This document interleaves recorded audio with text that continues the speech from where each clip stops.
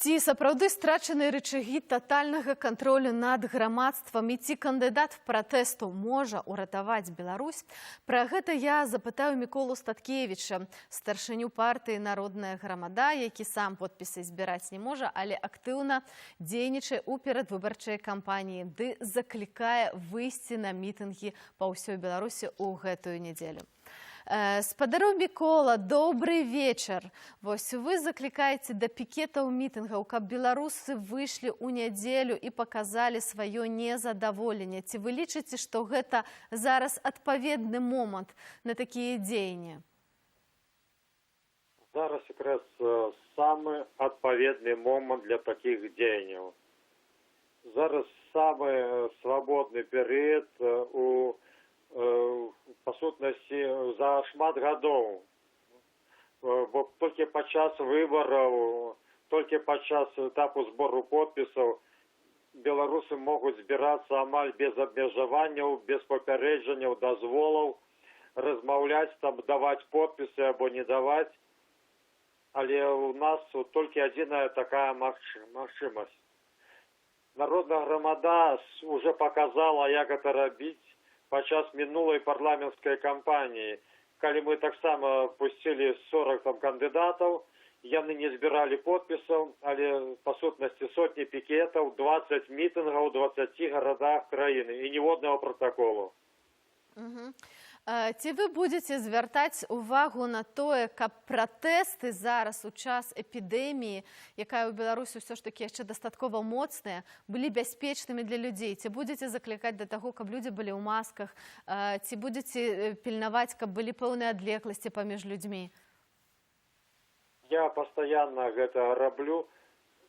У нашай інфармацыі пра мітынгі пастаянна мы нагадваем пра маскі, пра адлегласць. Але тут мы сутыкнуліся з такой акалічнасцю, што вся праца Лукашэнкі, каб зменшыць небяспекі ад пандэміі, яна ўсё ж такі спрацавала.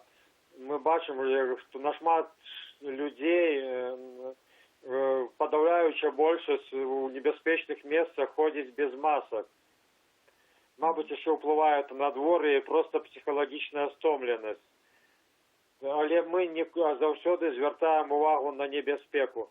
Мы прымусам людзей, як Лукашенко, на парад не гонім, дзе ён там забараніў нават маскамі выкарыстацца. Але людзі разумеюць, Лукашенко горш за любы вірус. Спадару Мікола, вось вы вядомы лідар апазіцыі ў Беларусі. Як так апынулася, што вы цяпер сталі побач, калі можна так сказаць, плечом к плечу з з блогерам з Ютуба, спадаром Ціхановскім? Што вас аб'ядноўвае на дадзены момант? Нас аб'ядноўвае Лукашенко. Тое, што ён зрабіў з нашай краіны. І ён ставіць мяне, сам паставіў сваімі дзеяннямі з любымі тымі лідарамі, якія гатовы змагацца і якія маюць для гэтага юрыдычную магчымасць. Я нагадаю, што мы вылучалі 30 кандыдатаў пратэста для того, каб мець магчымасць легальную збіраць людзей, выводзіць іх на вуліцы. 29 груп не было зарэгістравана. Ва ўсіх іх была одна агульная акалічнасць. Там было прозвішча Статкевіча.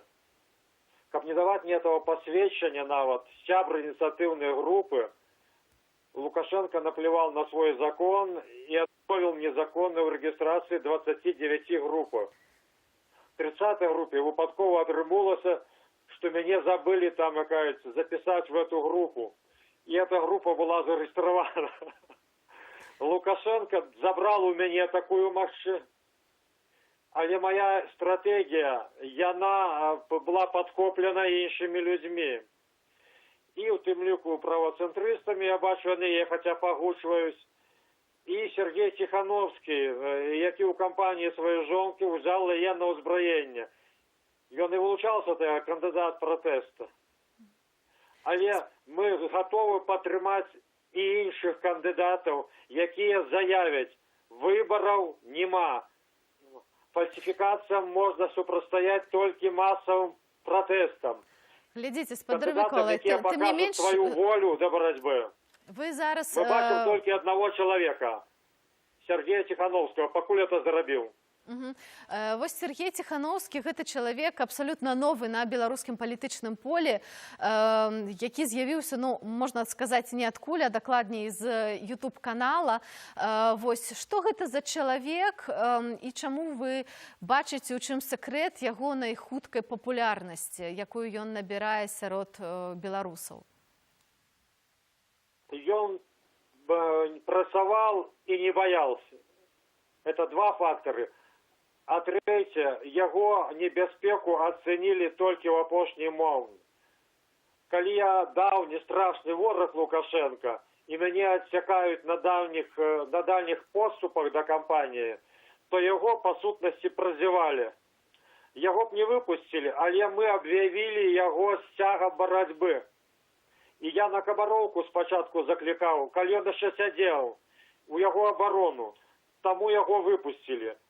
Але адначасова зарэгістравалі ягоную групу, спадзяючыся, што ён зоймецца зборам подпісаў і не збярэ іх. Але я яму вельмі жадаю, каб ён іх сабрал, падал. І каб людзі убачылі і пераканаліся, што Лукашенко можа зрабіць з воляй народа, каб людзі яшчэ больш раззлаваліся. Спадарожнік Мікалай, ёсць яшчэ іншыя кандыдаты, якія паводле апытанняў, прынамсі ў інтэрнэце, набіраюць зараз найбольшую колькасць галасоў. Гэта спадар Бабарыка, а таксама Цэпкала, ну, які крыху ніжэй ідзе ў слупках сацыяльных даследаванняў. Вось што вы думаеце пра гэтых двух кандыдатаў? Якая іх галоўная мэта на выбарах сёлетніх? Ну, па-першае, я вельмі крытычна выказаўся наконт усялякіх там інтэрнэт-апытаннях.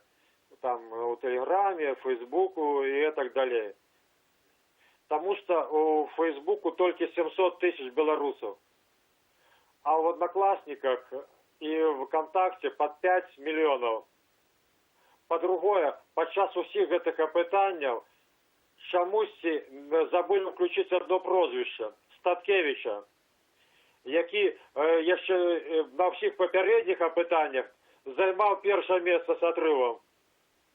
Ну, спадар Мікалай, вы цяпер не завершу. Гэта маніпуляцыя. Гэта першае. Правядзіце такое апытанне незалежна в Одноклассниках, і вы ўбачыце зусім меншы вынік. Але галоўнае для мяне не гэта. І самае дурное, што можна зрабіць, поверить в эту процедуру. Вот собрали подписи, зарегистрировали, пошли проголосовали, выборов нема. Вырашить можем только великая колькость людей на улицах. Коли любой кандидат зарегистрированных, я доказал месяц, 2-3 назад, отрымавши посвящение в регистрации, скажа, выборов нема. Треба выходить и змагаться. И скажа, Миколай Статкевич, вот тебе 10-15 посвящений доверенных особ для твоих людей, для тебя, как вы могли ладить протесты. Мы падтрымаем и этого кандидата. Покуль мы бачим волю, жадание змагаться только у одного. Коли кроме Сергея нехто еще такую волю проявить, мы падтрымаем. Спадар Мікола, якая у вас будзе стратэгія на сам дзень выбараў, на 9 жніўня? Многія параўноўваюць сёлетнія выбары з выбарамі 2010 года. Вы пасля плошчы апынуліся ў турме. Які урок з гэтага вы вынеслі і што плануеце рабіць менавіта 9 жніўня? Я, по-перше, хочу сказать и отказать тем людям, якія зараз описывают площу як нешта жахлівае. Гэта найперш люди, якія не потерпели там, якія не адыгрывалі там ніякай ролі. Асабліва вот эти некоторые политики, якія там давно уже нешта траваяднае перапыніліся.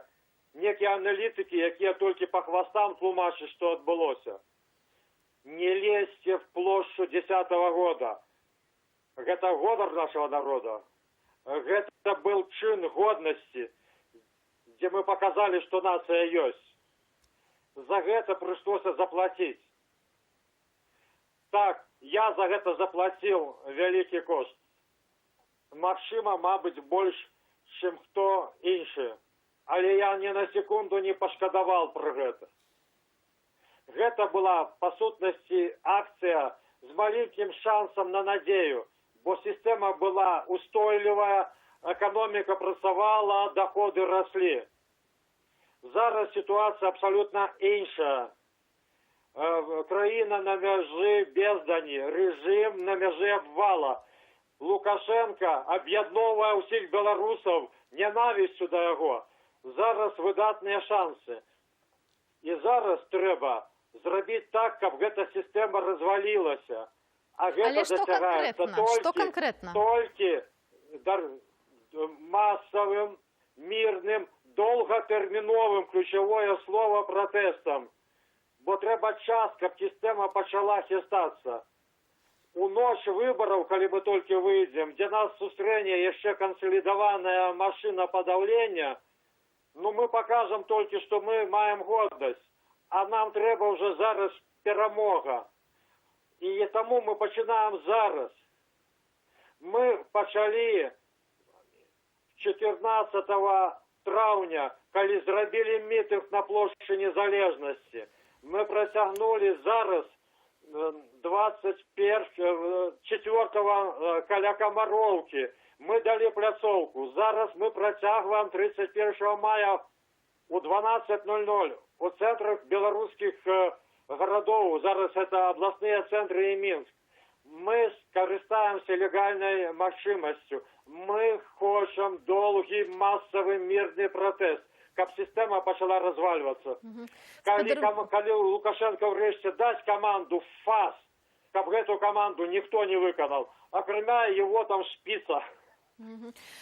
Спадар Мікола, ці вы лічыце, што ў Беларусі ёсць шанец на мірную перадачу ўлады?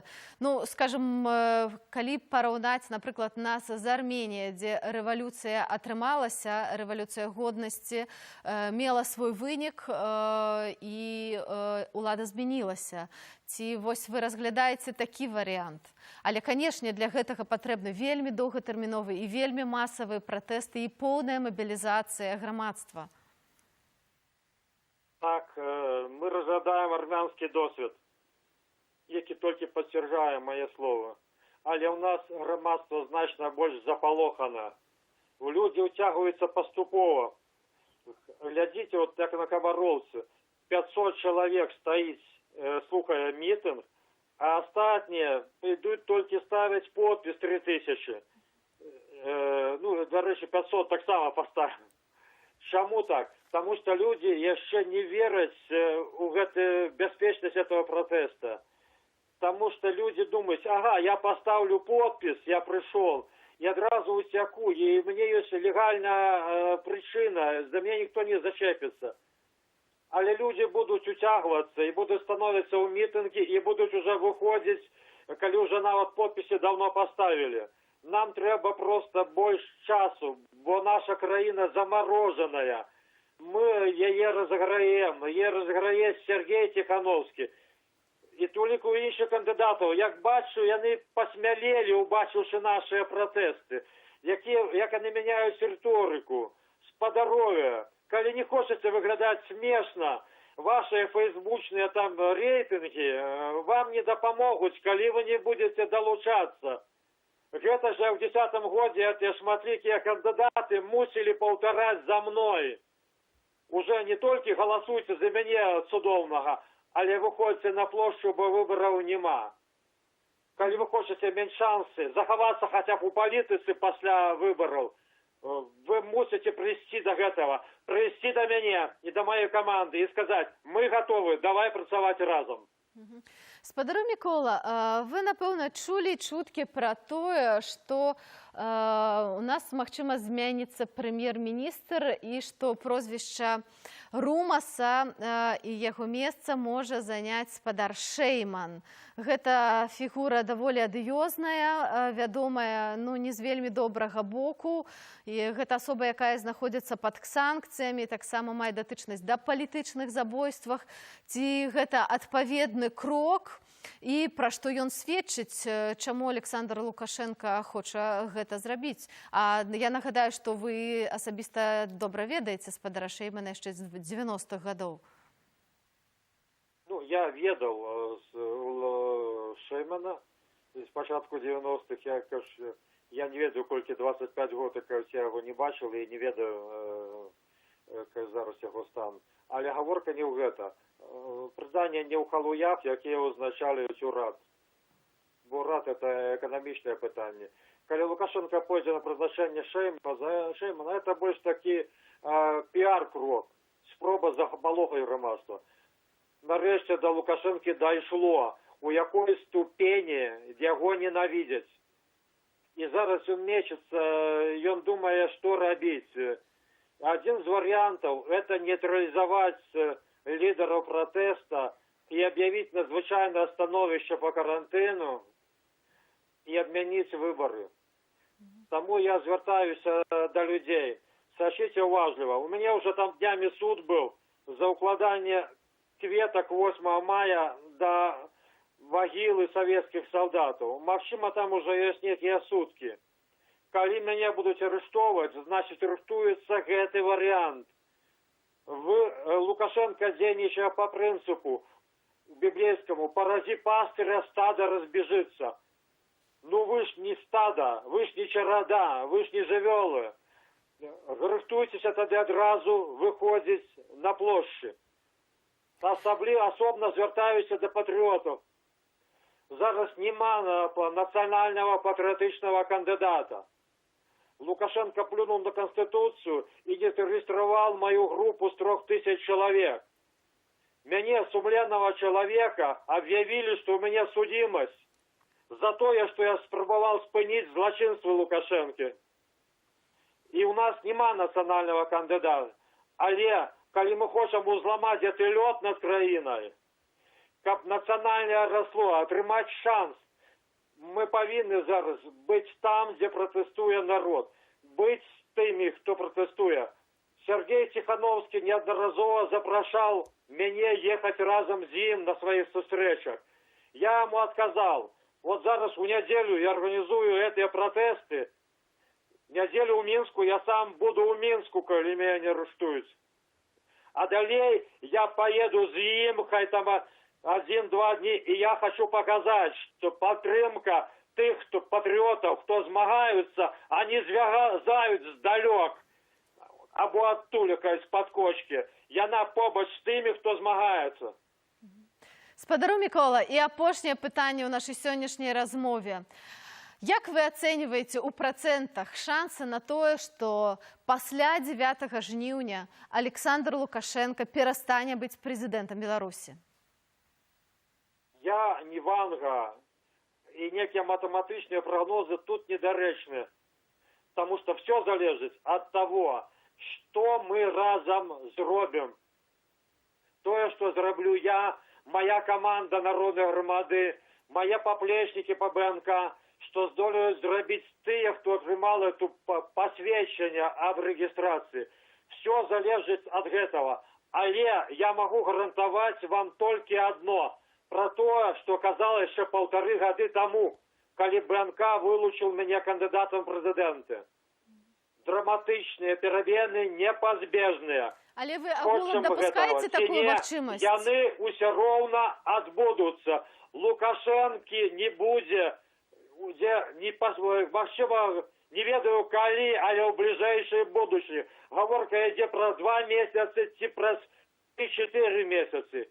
І калі мы хочам, каб тут была нармальная улада, калі б краіна рухалася да поспеху, захавала незалежнасць, нам придется брать ситуацию в свои руки, бо инакше знойдется, кому ее взять.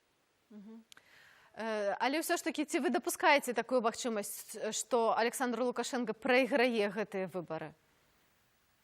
У гэтым балаганчыку, які трымае Лукашенка, наладзіў, корміць яго, кіруе ім, задае задачу, электаральная перамога немагчымая.